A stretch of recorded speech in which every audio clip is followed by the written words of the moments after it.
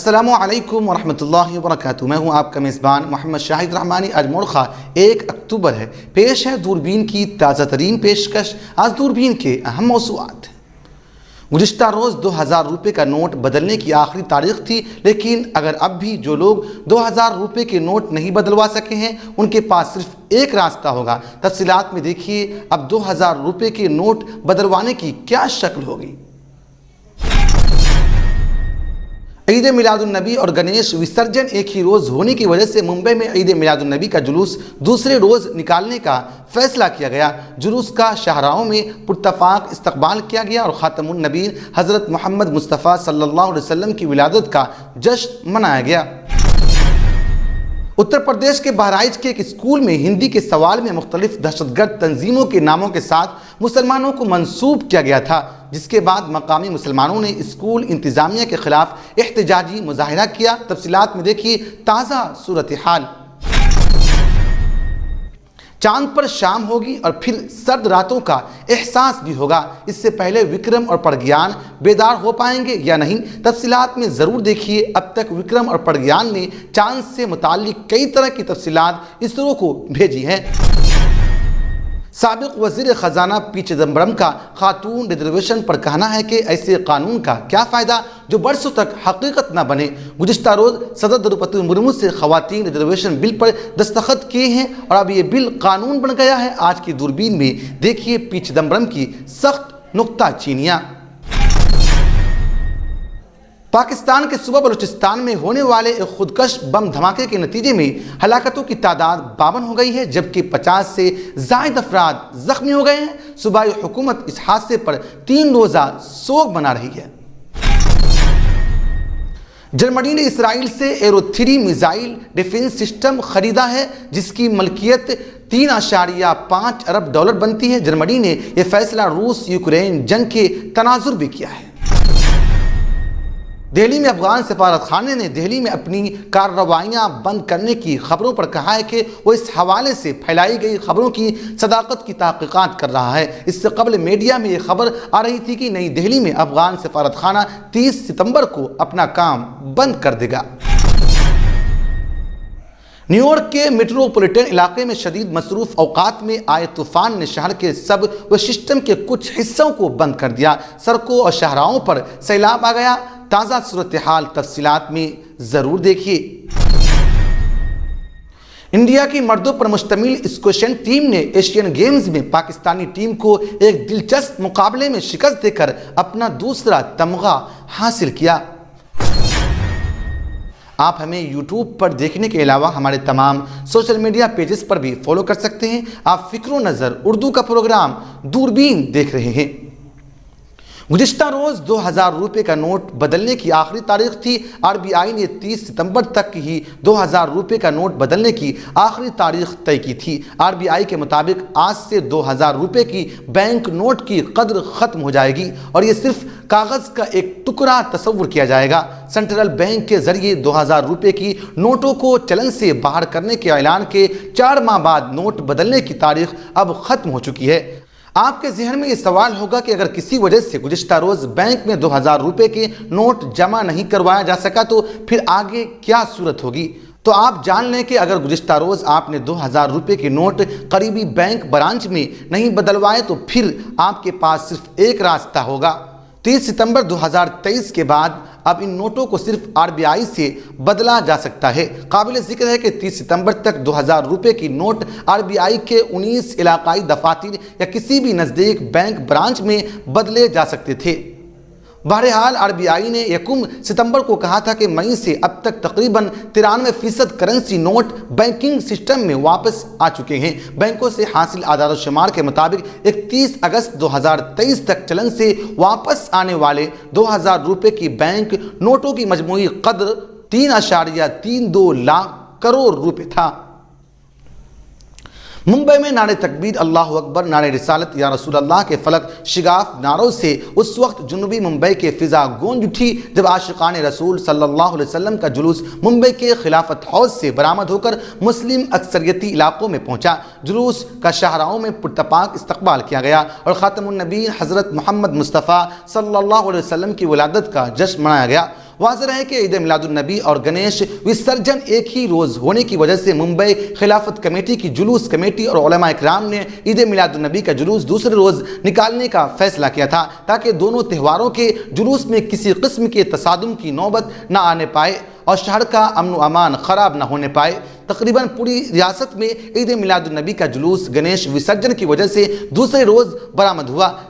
خلافت ہاؤس سے برآمد ہونے والے اس تاریخی جلوس سے قبل خلافت ہاؤس میں سیرت پاک صلی اللہ علیہ وسلم پر خطاب کرتے ہوئے علامہ سید میر اشرفی جیلانی جانشین خانقاہ اشرفیہ فریدیہ فیض آباد یوپی نے فرمایا کہ حضور پاک صلی اللہ علیہ وسلم ہر ایک کے لیے رحمت للعالمین بن کر اس روئے زمین پر تشریف لائے۔ آپ صلی اللہ علیہ وسلم نے اس دور جہالت میں جب بچوں کو زندہ درگور کیا جاتا تھا آپ نے انسانیت کو غلامی کی جنزیروں سے آزاد کیا اور غلامی کی جنزیروں کو توڑ دیا۔ یتیموں پر ہمیشہ آپ صلی اللہ علیہ وسلم نے دست شفقت رکھا۔ حضور پاک صلی اللہ علیہ وسلم نے ہمیشہ سے انسانیت، امن و بھائی چارگی کا درس دیا، پڑوسیوں کے حقوق سے ہمیں باخبر کیا۔ ہمیں حضور پاک صلی اللہ علیہ وسلم کی تعلیمات پر عمل پیرا ہو کر زندگی بسر کرنا ہوگا، اسی میں کامیابی مضمر ہے۔ سابق چیئرمین اقلیتی کمیشن اور عین ترجمان نسیم صدیقی نے کہا کہ گنیش چترتھی اور عید میلاد النبی ایک ہی روز آئے تھے، لیکن مسلمانوں نے یہ فیصلہ کیا کہ ہندو بھائی ہمارا بڑا بھائی ہے، اس لیے مسلمانوں نے اس بات کا ثبوت دیا کہ وہ بھائی چارگی پر یقین رکھتے ہیں۔ مسلم رکن پارلیمان دانش علی کو ملک کے پارلیمان میں مقبوط الحواس ایم پی کٹوا کہا۔ انہیں یہ دیکھنا چاہیے تھا کہ اس ملک میں مسلمانوں نے کس طرح سے قربانی دی۔ کانگریس کے رکن پارلیمان امین پٹیل نے کہا کہ جلوس محمدی ایک روز مؤخر کرنے کے لیے مسلم قیادت قابل ستائش ہے، کیونکہ اس ملک میں تمام مذاہب ایک دوسرے کے ساتھ مل جل کر رہتے ہیں۔ اسلام نے درس دیا ہے کہ آپ کا پڑوسی بھوکا ہے تو اسے کھانا کھلاؤ۔ مسلمانوں نے فراخ دلی کا مظاہرہ کرتے ہوئے اس مرتبہ ہندو بھائی کے لیے قربانی و اثار پیش کیا۔ کانگریس رہنما بھائی جگتاپ نے کہا ہے کہ گنپتی وسرجن اور عید میلاد النبی ایک ہی روز آئے تھے۔ علماء کرام نے یہ فیصلہ کیا کہ عید میلاد النبی صلی اللہ علیہ وسلم دوسرے روز منایا جائے گا اور جلوس محمدی بھی دوسرے روز نکالا جائے گا۔ یہ فیصلہ قابل ستائش ہے۔ یہ خاصہ ہے ہندوستانی معاشرے کی کہ وہ ایک دوسرے کے مذہب کا احترام کرتے ہیں۔ یہی ہماری گنگا جمنی تہذیب کا شیوا ہے۔ ممبئی پولیس نے جلوس وسرجن پر بہترین کارکردگی انجام دی، وہ بھی قابل ستائش ہے۔ ملک بھر میں مسلمانوں نے بھائی چارگی کا ثبوت دیا۔ جلوس اپنے طے شدہ راستوں سے ہوتا ہوا دیر رات کو امن و امان کے ساتھ اختتام پذیر ہوا۔ جلوس میں ممبئی پولیس کے ذریعے ڈی جے پر پابندی عائد کر دی گئی تھی اور علماء اکرام نے بھی ڈی جے بجانے کی مخالفت کی تھی۔ اتر پردیش کے بہرائچ کے ایک اسکول پر الزام ہے کہ 9ویں جماعت کے ششماہی امتحان کے ہندی پرچے میں مختلف دہشت گرد تنظیموں کے ناموں کے ساتھ ہندوستانی مسلمانوں کو جوڑ دیا گیا تھا، جس کے بعد مقامی مسلمانوں نے اسکول انتظامیہ کے خلاف احتجاجی مظاہرہ کیا۔ انتظامیہ نے معافی مانگ کر پیپر تیار کرنے والے ٹیچر کو ہٹا دیا۔ اتر پردیش کے بہرائچ کے ایک اسکول میں مسلمانوں کے حوالے سے قابل اعتراض سوال پوچھنے پر تنازع کھڑا ہو گیا۔ معاملہ شہر کے گرو گرپا ڈیوائن گریس پبلک اسکول کا ہے۔ اسکول میں ششماہی امتحان چل رہے تھے اور یہ سوال 9ویں جماعت کے ہندی پیپر میں پوچھا گیا تھا۔ اس سوال کے خلاف مقامی مسلمانوں نے احتجاج کرتے ہوئے اسکول کے خلاف کارروائی کا مطالبہ کیا۔ بتایا جا رہا ہے کہ اسکول نے معافی مانگی ہے اور کہا ہے کہ متنازع سوال نامے میں نادانستہ طور پر لفظ مسلمانوں کا استعمال ہو گیا تھا۔ اسکول انتظامیہ نے سوال نامے تیار کرنے والے ہندی ٹیچر کو بھی برخاست کر دیا ہے اور امتحان کو بھی رد کر دیا ہے۔ دینیک بھاسکر کی ایک رپورٹ کے مطابق یہ سوال پیپر کے پہلے سیشن میں معروضی سوال کے طور پر پوچھے گئے تھے۔ متنازع سوال میں کہا گیا تھا کہ دہشت گردی ایک عالمی مسئلہ ہے جو انسانیت کے لیے ایک اہم چیلنج ہے۔ اس کی بڑی وجہ سیاسی خود غرضی، اقتدار کی لالچ اور مذہبی شدت پسندی ہے جو دہشت گردوں کو جنم دیتی ہے۔ یہ سوچ کا ایک نظام ہے جس میں ہندوستانی مسلم دہشت گرد، لشکر طیبہ، القاعدہ، طالبان اور اسلامی سیاست کی مختلف تنظیمیں شامل ہیں۔ یہ بھی کہا گیا تھا کہ جموں کشمیر میں دہشت گردی کے مسئلے کو حل کرنے کے لیے ہندوستانی حکومت کو سخت اقدامات کرنے ہوں گے اور پاکستانی دراندازی کو روک کر اس ریاست پر اپنی گرفت مضبوط کرنا ہوگی، اور اگر ضرورت پڑتی ہے تو پاکستان کے ساتھ دو طرفہ مذاکرات کے ساتھ ساتھ جنگ کے لیے بھی تیار رہنا ہوگا۔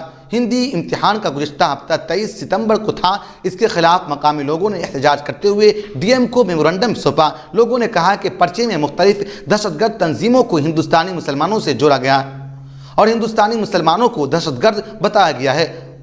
مظاہرین نے کہا کہ ہمارا مطالبہ ہے کہ اسکول کی منظوری کو ختم کیا جائے، کیونکہ اس طرح کے غیر ذمہ دارانہ پیپر سے ہندو اور مسلمانوں میں نفرت کے جذبات پیدا ہوں گے۔ اس سے ہندو اور مسلم بچے ایک دوسرے سے نفرت کرنے لگیں گے۔ نفرت پر مبنی تعلیم نہیں ہونی چاہیے، محبت پر مبنی تعلیم ہونی چاہیے۔ امر اجالا کی رپورٹ کے مطابق اسکول کے منیجر چوی ریتانی نے بتایا کہ اس سوال نامے کی جانکاری نہیں تھی۔ ہندی کے ایک استاد نے اسے بنایا تھا جس میں غلطی سے لفظ لکھ دیا گیا تھا۔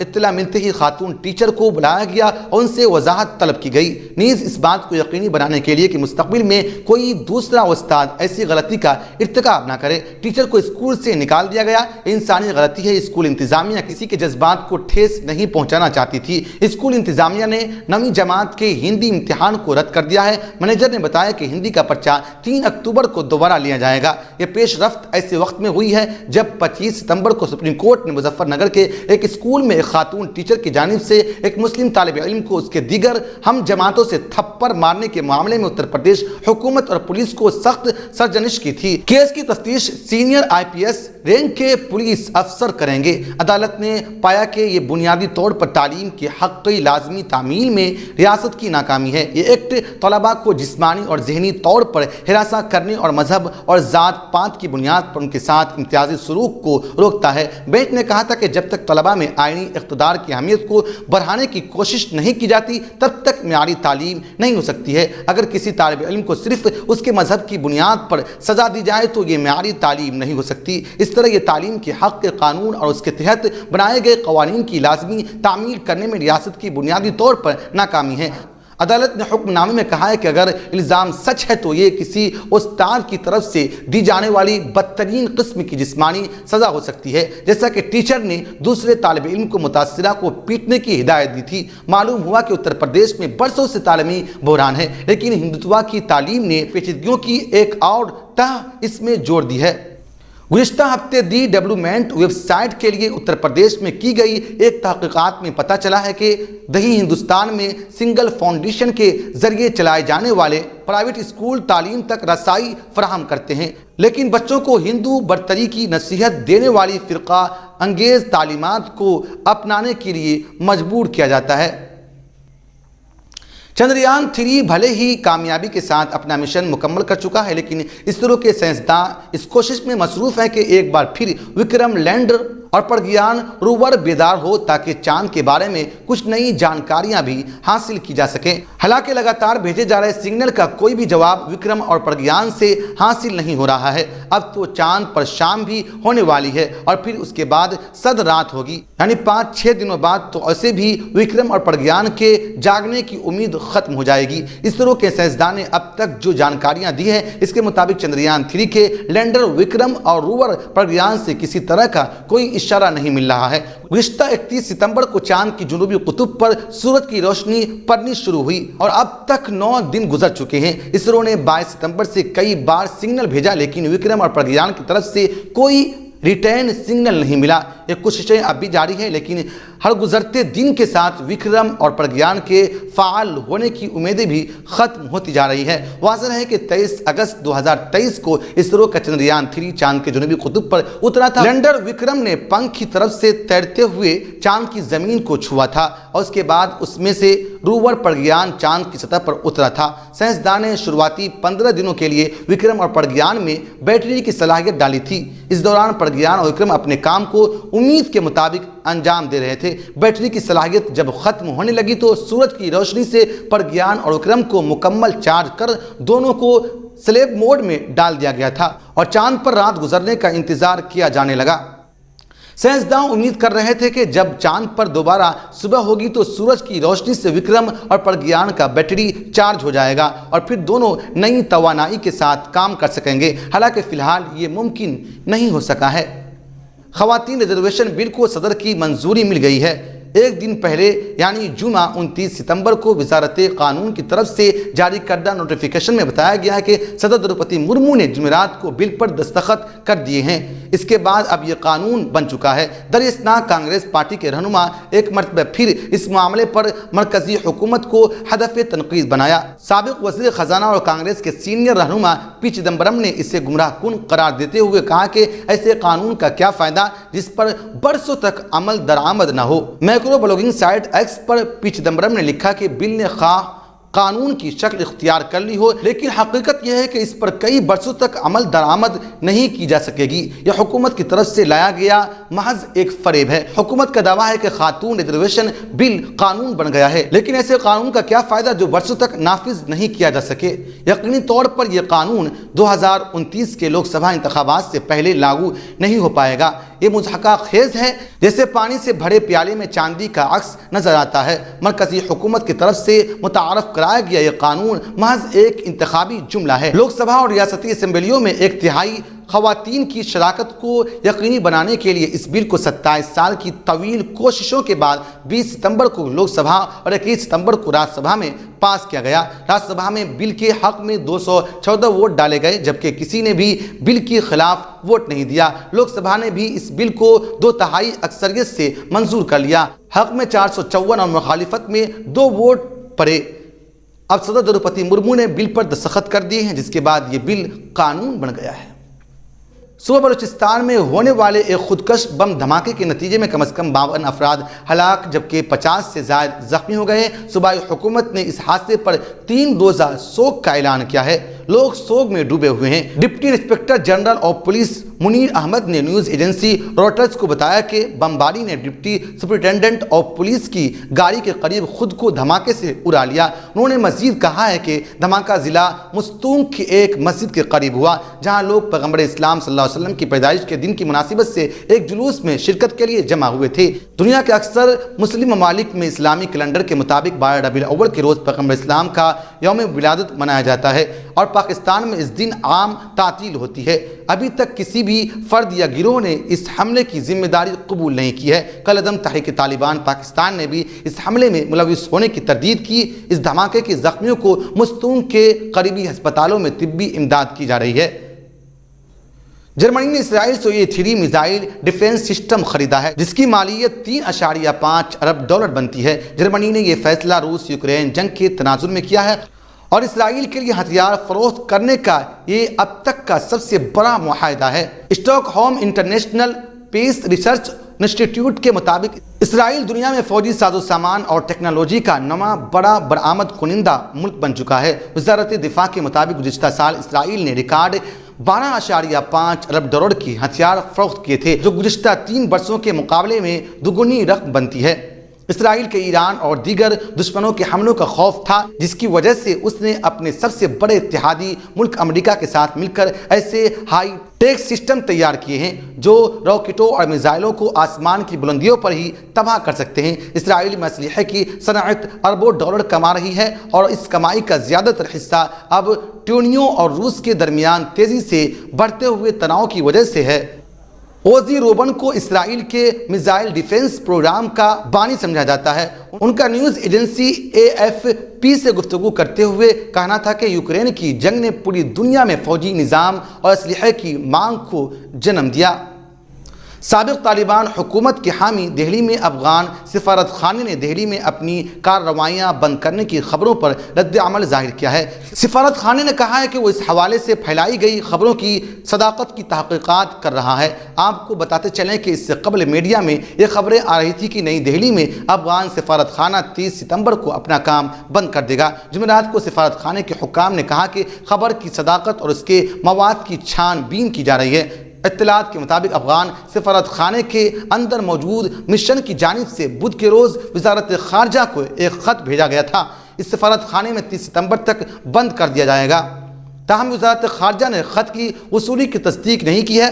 اس کے علاوہ اس معاملے پر ابھی تک کوئی تبصرہ نہیں کیا گیا ہے۔ ذرائع نے جمعرات کو بتایا کہ نئی دہلی میں افغان سفارت خانے نے مبینہ طور پر اس معاملے پر ایک خط جاری کیا ہے۔ خط کی صداقت اور اس کی مندرجات کے چھان بین کی جا رہی ہے۔ ذرائع نے بتایا کہ اس واقعے کو تقویت ملنے کا سلسلہ سفیر کے کئی مہینوں سے بھارت سے باہر رہنے، مبینہ طور پر سیاسی پناہ حاصل کرنے کے بعد سفارتکاروں کے تیسرے ممالک کے دورے اور سفارت خانے کے عملے کے درمیان اندرونی جھگڑوں کی وجہ سے ہو سکتا ہے۔ دوسری جانب یہ پیش رفت پچھلی افغان جمہوری حکومت اور وہاں کی طالبان حکومت کے درمیان کشمکش کے درمیان ہوئی ہے۔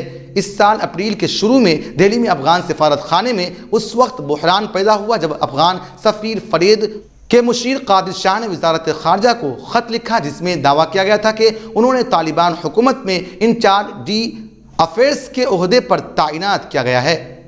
جمعہ کے روز نیو یارک کے میٹروپولیٹن علاقے میں شدید مصروف اوقات میں آئے طوفان نے شہر کے سب وے سسٹم کے کچھ حصوں کو بند کر دیا۔ سڑکوں اور شاہراہوں پر سیلاب آ گیا۔